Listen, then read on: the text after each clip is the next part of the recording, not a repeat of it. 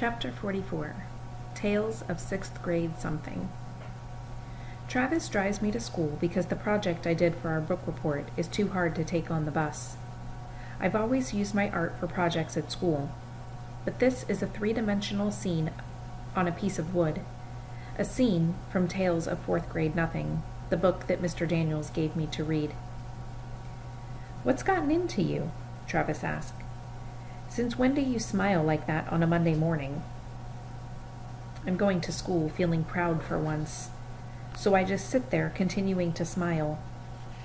"Hey," he says, hitting me on the side of the leg. "I'm happy to see you're so happy about school." He laughs a bit. To be honest, I wouldn't mind feeling some of that. When I get to class, lots of kids surround me. I guess it's because the project is so big. Shay is the first to come over. She looks at the kitchen scene I have made mostly of paper, including a working light over the sink that Travis helped me make. "How did you do that?" Shay asks, pointing to the light over the sink. "There's a battery underneath."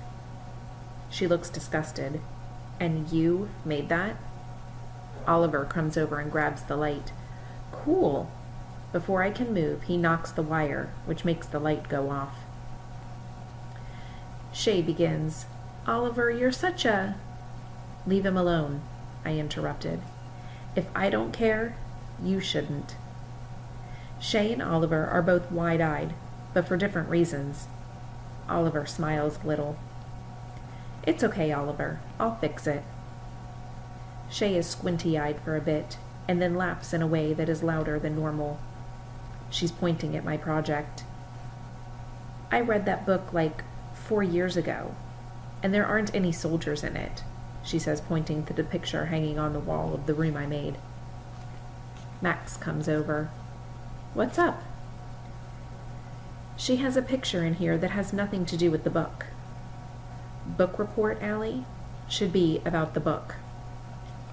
"Well," I say, feeling a little warm all of a sudden, "most houses have art on the walls, so I figured I'd decorate the room and draw a picture of my dad in his uniform."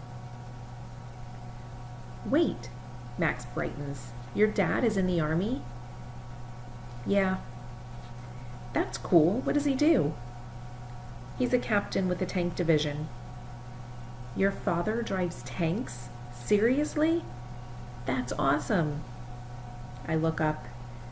"Thanks." He holds up his fist and fist bumps me, and he walks away. He tells the other guys about my dad.